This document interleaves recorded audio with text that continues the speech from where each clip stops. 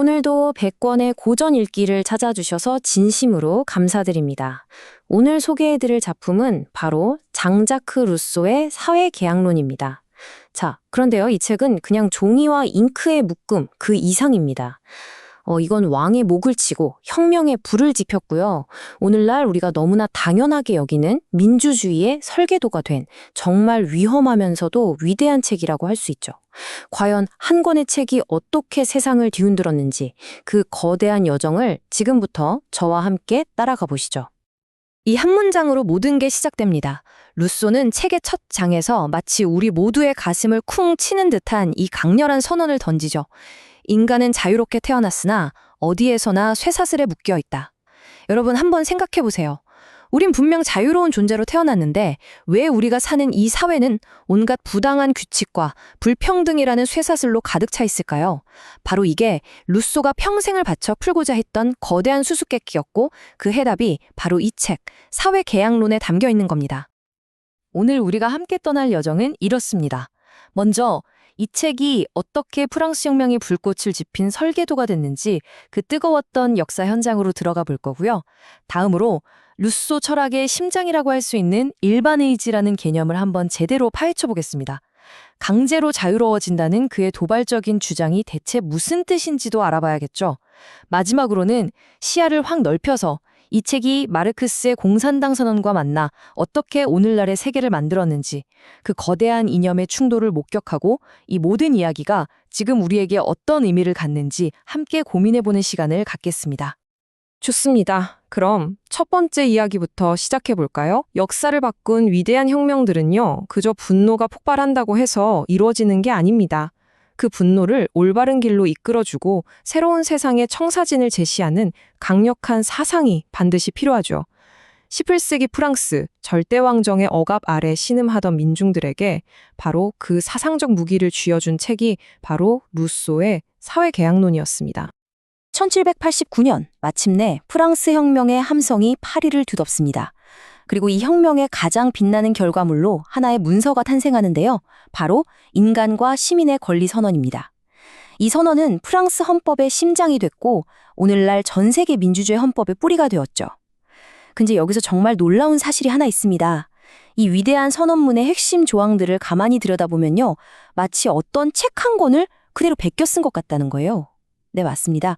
그 책이 바로 사회계약론입니다. 못 믿으시겠다고요? 자, 직접 한번 보시죠.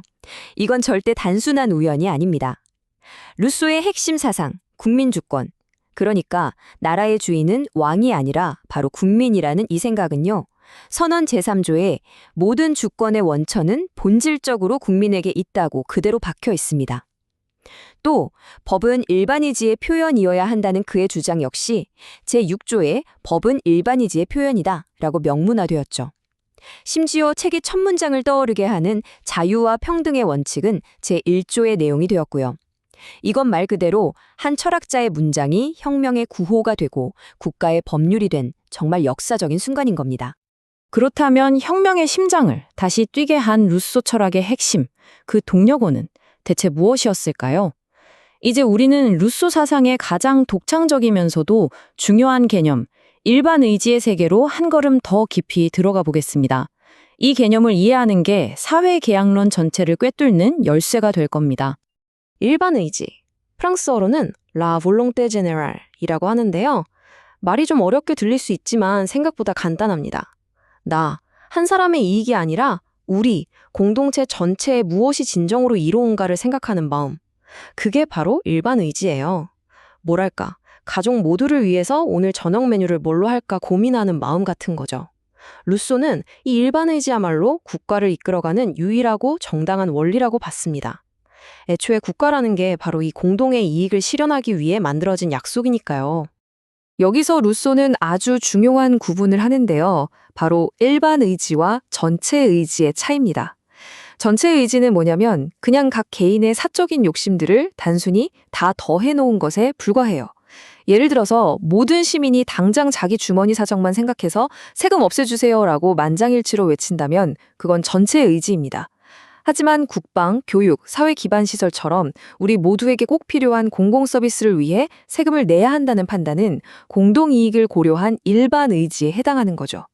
루소는 정치가 따라야 할 것은 시끄럽기만 한 전체 의지가 아니라 항상 옳은 방향을 가리키는 일반 의지라고 힘주어 말했습니다. 자, 그렇다면 이 일반 의지를 따르는 국가는 어떻게 만들어지는 걸까요? 바로 사회계약을 통해서입니다. 그런데 이 계약의 핵심 조항은 딱 하나, 그리고 아주 급진적이에요. 뭐냐면 각 구성원이 자신의 모든 권리를 공동체 전체에 완전히 양도하는 것입니다. 듣기만 해도 좀 섬뜩하지 않으세요? 내 모든 자유를 국가에 뺏기는 전체주의처럼 들릴 수도 있죠. 하지만 루소는 아니라고 고개를 젓습니다. 이건 상실이 아니라 오히려 더 큰 자유를 얻기 위한 가장 현명한 교환이라고 말이죠. 이 표가 바로 사회계약이라는 거대한 거래의 손익계산서입니다. 우리가 뭘 내놓고 뭘 얻는지 아주 명확하게 보여주죠. 우리는 힘이 곧 법이었던 정글 같은 자연적 자유를 포기하는 대신에 법의 보호를 받는 안전한 사회적 자유를 얻습니다. 눈앞에 모든 걸 가지려는 욕망에 무제한적 권리를 내놓는 대신 스스로 만든 법에 따르는 숭고한 도덕적 자유를 획득하고요. 언제든 빼앗길 수 있는 불안한 점유 대신 법이 보장해주는 안전한 소유권을 얻게 되는 겁니다. 루소의 관점에서 보면 이 거래는 명백히 이득인 셈이죠. 이렇게 탄생한 국가의 최고 권력, 즉 주권은 몇 가지 절대적인 특징을 갖습니다. 첫째, 주권은 양도할 수 없습니다. 마치 내 심장을 다른 사람에게 줄 수 없듯이 국민의 주권을 다른 누군가에게 넘겨주는 순간 그 국가는 죽은 거나 다름없어요. 둘째, 주권은 나눌 수 없습니다. 정부의 입법, 사법, 행정 같은 건 심장에서 나온 피가 팔다리로 흐르는 것과 같아요. 팔다리가 아무리 중요해도 심장 그 자체를 대신할 순 없잖아요. 주권이 바로 그 심장과 같은 겁니다. 그리고 마지막으로 이 막강한 주권조차 한계가 있습니다. 바로 사회계약이라는 최초의 약속을 어길 수 없고요. 모든 시민에게 평등하게 적용되어야 한다는 거죠. 이제 루소 철학에서 가장 도발적이면서도 깊이 있는 부분으로 들어가 보겠습니다. 바로 자유와 평등에 대한 그의 혁명적인 재정의인데요. 특히 자유로워지도록 강제될 수 있다는 그의 주장은 오늘날까지도 수많은 논쟁을 낳고 있습니다. 자유롭게 되도록 강제된다. 이 문장 정말 이상하게 들리죠? 아니, 어떻게 강제가 자유일 수 있을까요? 바로 이 역설을 푸는 것이 루소 철학의 하이라이트라고 할 수 있습니다. 루소에게 진정한 자유란 하고 싶은 걸 내 맘대로 다 하는 것이 아니에요. 그건 그냥 충동과 욕망의 노예가 되는 길일 뿐이죠. 진정한 자유란 자율, 즉 스스로 규칙을 세우고 따르는 것입니다. 우리 모두가 함께 만든 규칙, 즉 법에 스스로 복종할 때 우리는 비로소 그 어떤 외부의 힘이나 내면의 욕망에도 지배받지 않는 진정한 주인이 될 수 있다는 겁니다. 이게 무슨 뜻이냐면요. 이렇게 비유할 수 있을 것 같아요. 다이어트를 하기로 스스로 약속한 사람이 눈앞에 케이크를 먹으려고 할 때 친구가 안 돼! 하고 막아주는 거예요. 그 강제는 그를 순간의 욕망이라는 감옥에서 구출해서 건강해지겠다는 그 자신의 더 큰 자유를 실현하도록 돕는 행위잖아요.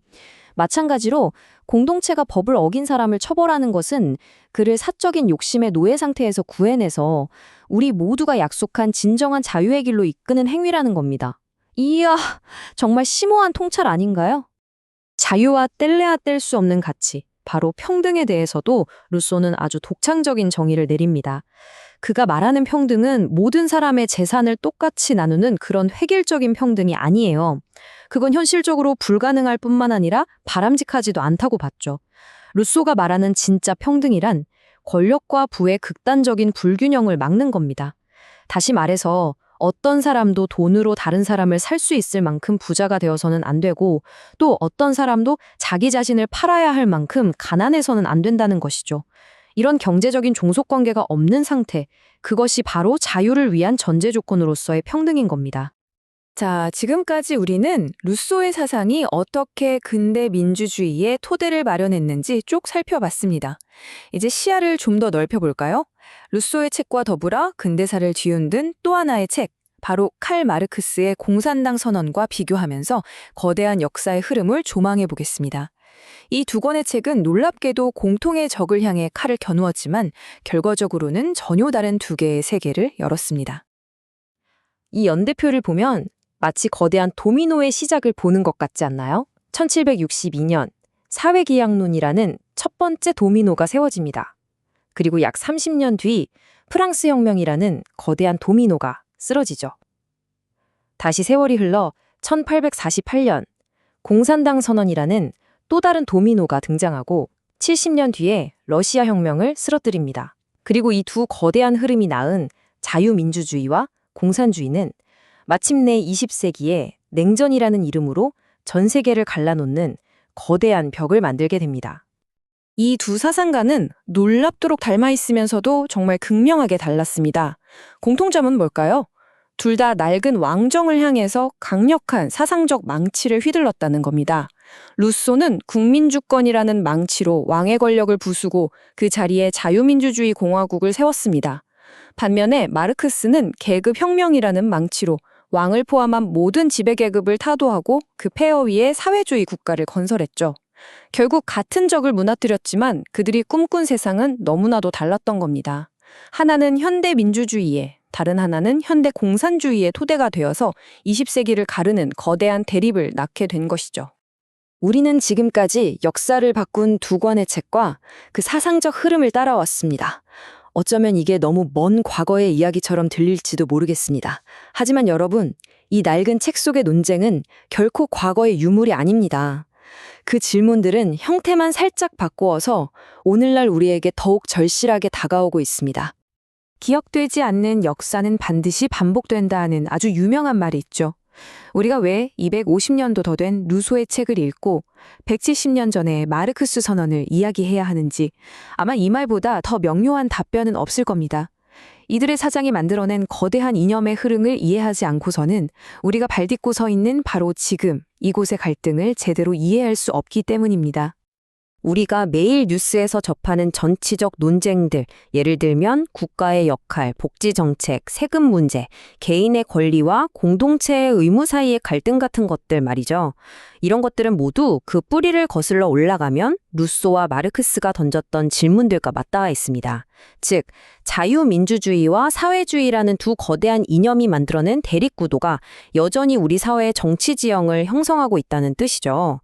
이 역사를 아는 것은 단순히 과거를 공부하는 게 아니라 현재를 읽어내는 해독 지도를 얻는 것과 같습니다. 결국 우리는 루소가 던졌던 그 근본적인 질문으로 다시 돌아오게 됩니다. 우리는 어떻게 하면 개인의 자유를 최대한 존중하면서도 우리 모두의 이익이 되는 공동체를 건강하게 유지할 수 있을까요? 이 질문에 대한 정답은 없습니다. 모든 시대, 모든 사회는 자신만의 답을 찾아야만 하죠.